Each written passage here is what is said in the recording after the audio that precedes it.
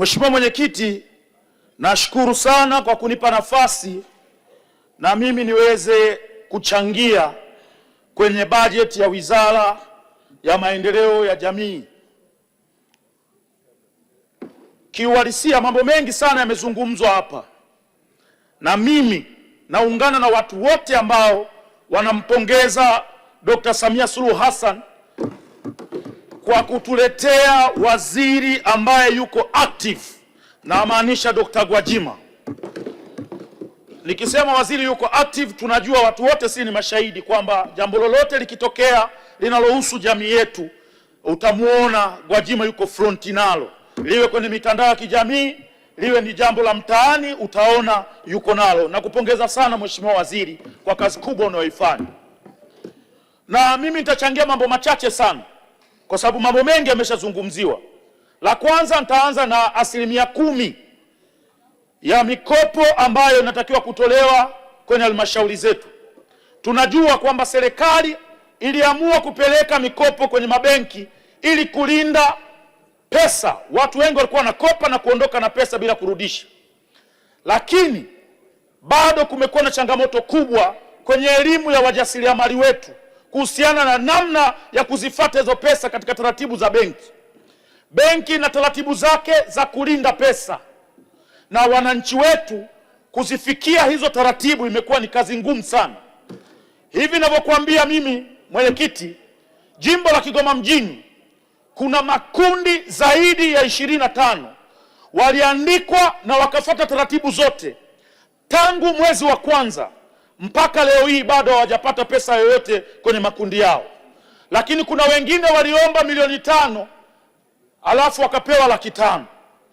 Hii tafsiri yake ni kwamba hiyo pesa haiwezi kwenda kufanya hiyo biashara ambayo hicho kikundi au huyo mtu alikuwa ameenda kuitarget. Kwa nakuomba sana Mheshimiwa Waziri, nenda fronti na watu wako, nenda fronti benki, waambie hizi pesa ni za serikali, hizi sio pesa za benki, watu waweze kupewa hela zao, waweze kufanya biashara. Lakini lingine ni kuhusu wanaume. Mheshimiwa Mwenyekiti, wizara hii imejikita zaidi kwenye kutetea wanawake, lakini tunapozungumzia maendeleo ya jamii tunazungumzia jamii nzima kwa ujumla, tukiwemo wanaume. Sasa leo nitakwambia Mwenyekiti, na naomba Mheshimiwa Waziri ufungue masikio usikie vituko tunavyofanyiwa wanaume na wanawake. Elimu nyingi imekuwa ikitolewa, hata vipindi vya redio. Ukisikia vipindi vya redio, elimu vinazoitoa ni kama vinawafundisha wanawake waende wakapambane na wanaume kwenye nyumba zao.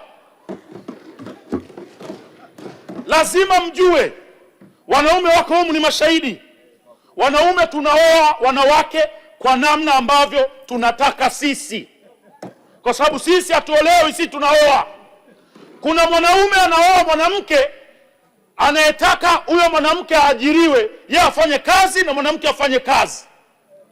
Na kuna mwanaume hataki mke wake aajiriwe na bosi kwa sababu anakuwa na wasiwasi kwamba hizi taarifa ongezisubiri kwa granada. Taarifa Mwenyekiti. Taarifa Mheshimiwa Mary Masanja. Mheshimiwa Mwenyekiti, naomba nimpe taarifa mzungumzaji. Vivyo hivyo na wanawake hatuolewi tu hivi hivi, isipokuwa tunaolewa na mtu ambaye tumemhitaji.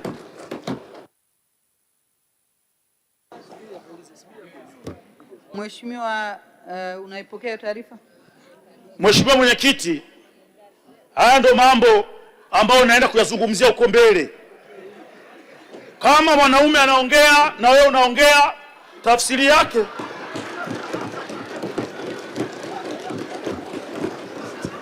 taarifa Mwenyekiti. Taarifa Mwenyekiti. Mheshimiwa Mwenyekiti, naomba ulinde muda wangu kwa sababu nina mengi ya kuongea. Naomba ulinde muda wangu. Taarifa zao zipokee. Naomba ulinde muda wangu. Na wao wavumilivu. Wakati wanaume tunasemwa, huwa tunavumilia. Na wao wavumilivu. Taarifa Mwenyekiti. Naomba utulivu tafadhali. Mheshimiwa, naomba, siwezi kumsikia anasema nini kama mtakuwa mnaongea. Mheshimiwa, naomba uendelee. Taarifa Mwenyekiti. Taarifa Mwenyekiti. Tale. Pointi hapa. Waheshimiwa wabunge, nimesema mnaongea sana, sikusikia nini anasema. Kwa hiyo taarifa unayoomba sijajua ya nini, naomba aendelee kuongea ili niweze kuelewa.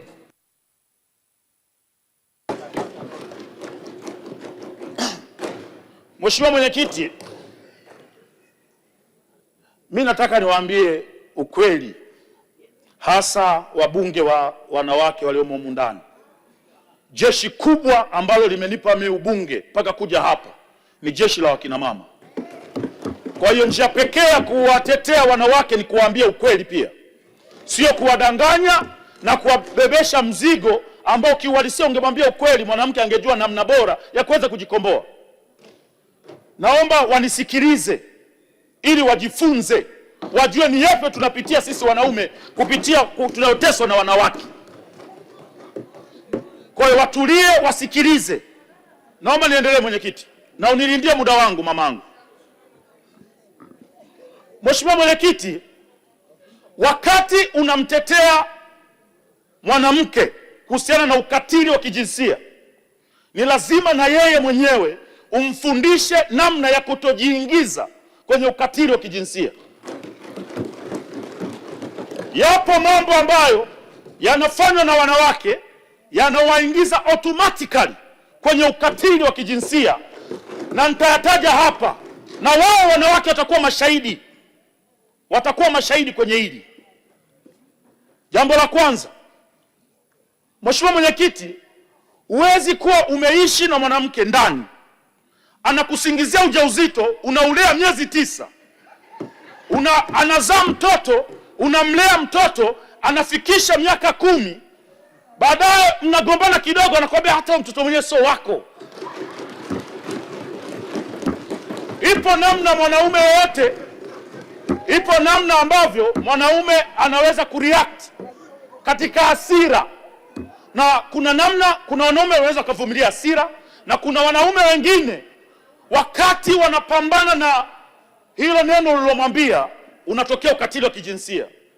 Kwa hiyo tuwe wa kweli wakina mama. Mimba sio ya mtu, mwambie, usimbebeshe mzigo mwanaume ambao sio wa kwake. Wapo wanawake, wapo wakina mama, amesomeshwa, mtu anahangaika, ameacha kusomesha ndugu zake, wadogo zake, anamsomesha binti kwa kuamini kwamba atakuja kufunga naye ndoa ili waweze kuendesha familia. Akishamaliza kusoma, anamuona yule mwanaume hafai, anamgeuka. Ukimgeuka huyu mtu, familia yake yote inaambia tulikuambia. Mwisho wa siku haya matendo yanaleta hasira kali sana kwa wanaume. Mimi sitaongelea hapa mwanaume kupigwa, kwamba wanaume wanapigwa na wake zao, hayo mambo. Wanaume kupigwa, hiyo ni nguvu ya mwisho, hiyo ni mlevi huyo. Mheshimiwa Mwenyekiti, tukiwawezesha vizuri wanawake, kuna baadhi ya matendo ambayo wanayafanya ambayo utanitafsiria baadaye kama ni utapeli au ni wizi, yataondoka. Kwa mfano, mwanamke mtu hampendi kabisa, hampendi hata kidogo, lakini anakaa naye amemuita kama mpenzi, amekaa, anajua kabisa hampendi, lakini yuko anamdanganya, anakunywa pombe zake, anakula vitu vyake, mwisho yule bwana anaenda toilet, anarudi, anamwona mwanamke anakimbia kwenye bajaji.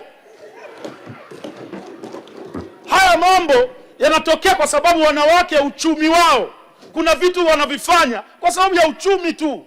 Mwanamke mwenye uchumi hawezi kukwenda kula vitu vya mtu ambaye hampendi.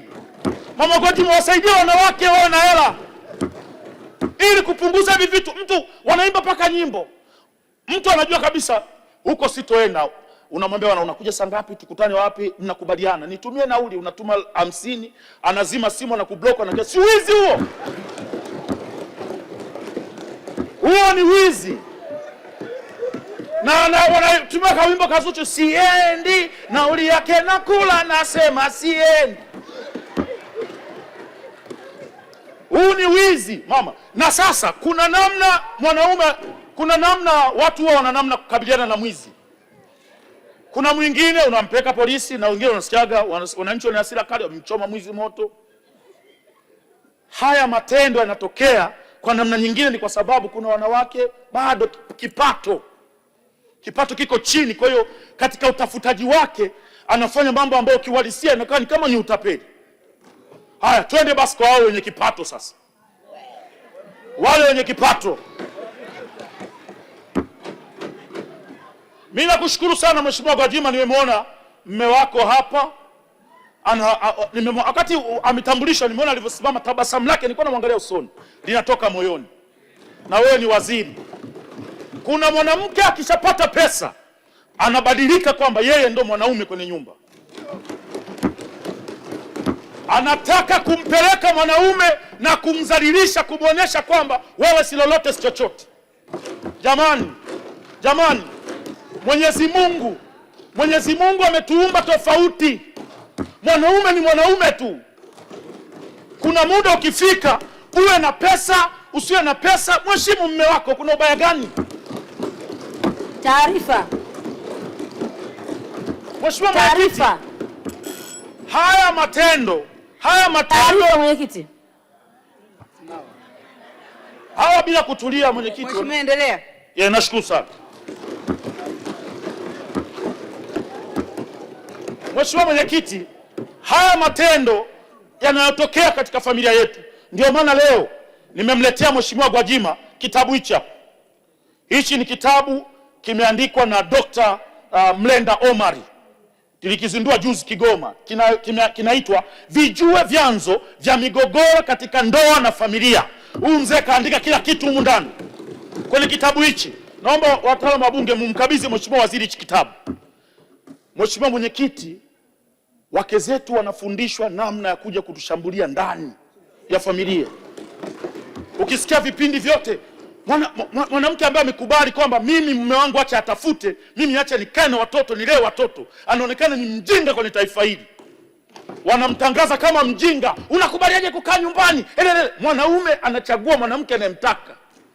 Kuna mwanaume anachagua mwanamke anayefanya kazi, na kuna mwanaume anachagua mwanamke anayefanya biashara, na kuna mwanamume anataka mwanamke ambaye atabaki nyumbani na watoto wakati yeye yuko kwenye mapambano. Sasa elimu nyingi zinatolewa kwenye vipindi vya redio, ni elimu ambazo zinamuonesha kama mwanamke lazima utoke. Sasa wakati anaanzisha vita ya kutoka kwenye familia ambayo mwanaume alioa mwanamke ambaye atakaa nyumbani na familia, ndio hapo ekaeka zinaanza kutokea. Lakini manyanyaso wanayopitia wanaume ni mengi. Dr. Gwajima, tutengenezee system. Ndio maana umeona vinaanzishwa vyama sasa, tujitetee wenyewe huko mitaani. Vyama vya wanaume, wazee wanaume, kwa sababu tumegundua mnatushambulia. Yaani mmekaa kama mwanzo mwisho ni kutushambulia. Mimi nitakupa mfano mmoja Mwenyekiti. Unajenga nyumba, mnajenga gorofa. Unampa hela mke wako kwamba simamia nyumba, mimi napambana, hakikisha nyumba inaisha ili tuweze kuishi na familia. Hela unazompa ananyofola, anaenda kujenga na weka nyumba yake kadogo. Wewe unajenga nyumba ya familia ili muishi pamoja. Yeye anatengeneza mazingira ya kujitegemea ndani ya ndoa. Haiwezekani. Inakuwa ni kama familia mbili ziko ndani ya nyumba moja. Haiwezekani Mwenyekiti. Na unakuta bora hata ile nyumba ambayo anajenga basi ajiandika hata jina lake, ili kwa namna moja au nyingine hata siku akifariki na mtoto wako halisi ambaye umezaa naye mtoto, anaandika jina la mama yake. Mama yake kifariki, wanalisi makaka zake, na ni hela zako, hela za watoto wako. Haiwezekani Mwenyekiti. Naomba sana Mheshimiwa Gwajima, kabla sijaunga mkono hoja, naomba sana Mheshimiwa Gwajima, ukipata muda njoo Kigoma nikukutanishe na wakina mama wajasiriamali ambao wako tayari kuwalea na kupambana na watoto pamoja na wanaume zao, lakini kwa heshima kubwa. Njoo nikupeleke soko Marungu, kuna wakina mama zaidi ya 800. Njoo nikupeleke soko la Kwanoti, kuna wakina mama zaidi ya 350. Njoo nikupeleke soko la kwa Kidagala, kuna wakina mama zaidi ya 300. Njoo nikupeleke soko la Gungu, kuna wakina mama zaidi ya 1000. Njoo nikuonyeshe wakina mama ambao wanajua maisha na sio haya mambo ujanja ujanja, anaitwa mwanamke anakuwa macho yako juu juu tu, muda wote anaweza kunimaliza.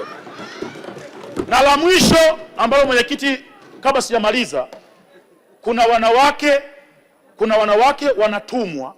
Hebu angalia hii, hata kama ungekuwa mwanaume ni ukatili gani ambao ungeweza kuufanya. Kuna mwanamke anatumwa kwenda kumrekodi kiongozi hotelini, yuko utupu. Inawezekana kweli mimi nimeamua labda kuchepuka. Naomba tuelewane vizuri. Nimeamua kuchepuka. Unaenda kwenye simu ya binti, unamkuta wakati unatoka kuoga unajifuta, alikuwa na kurekodi. Unaona kwenye simu. Niambie ni tukio gani utalifanya? Waheshimiwa wabunge, mniambie, utachukua hiyo simu upeleke polisi kwa jamani, huyu ananirekodi? Je, unawaamini polisi kiasi gani? Waende wakaone hali yako ulionayo? Au ni nini kitakachotokea? Kwa naomba sana wakina mama, wakati tunawatetea kwenye swala la ukatili wa kijinsia, naomba na nyinyi mjiondoe kwenye mazingira ya kupata huo ukatili. Nikikuta unanirekodi nitakufanya nini? Nitakufanya kitu gani? Una roho gani? Kwa kusema hayo, nina mengi mwenyekiti, kwa sababu najua muda wetu umekwenda, lakini kwa leo naomba Mheshimiwa Waziri Gwajima, naunga mkono mama upewe hela, lakini nakukaribisha Kigoma, njoo Kigoma mamangu. Asante sana.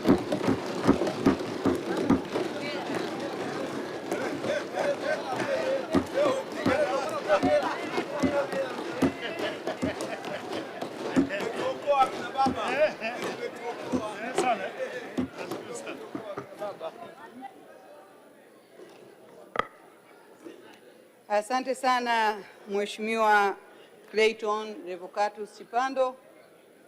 Nakushukuru sana kwa mchango wako na kwa kupaza sauti kwa wanaume ambao pengine wanahisi wakisema ni aibu, lakini nikupongeze sana kwa ujasiri wako. Naamini wanawake wenye tabia hizo watajifunza, kwa sababu hatuko kwenye mapambano dhidi ya jinsia mbili. Tuko kwenye mapambano ya kuweka na kuondosha na kuweka usawa baina ya jinsia zote mbili, lakini na kuondosha mmomonyoko wa maadili. Kwa hiyo kama kuna vitendo vinafanywa na wanawake wenzangu wenye tabia hizo, nafikiri ni wakati mzuri. Mheshimiwa, umezungumza kitu ambacho kitaweza kuifikia jamii, kwa sababu kesho kutwa sisi wanawake tuna watoto wa kiume, wakienda kutendewa hivyo sisi wazazi hatutoweza kuridhika. Nakushukuru sana Mheshimiwa, na